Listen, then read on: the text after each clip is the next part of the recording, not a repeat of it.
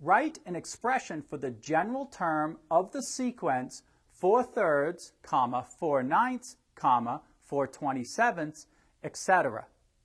Well, let's begin by writing this as 4 over 3 to the power of 1, 4 over 3 to the power of 2, 4 over 3 to the power of 3, and we can now see that the exponent of the 3 is equal to the term number, first term, second term, third term. So if I continue, the last term here would be 4 over 3 to the n. And now, if we want to write that in the general form, we would say a sub n equals the first term.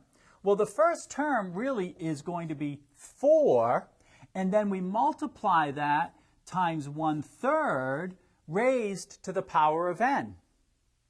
And that would be our common ratio of 1/3. This is the first term 4, and of course the n represents the actual term number.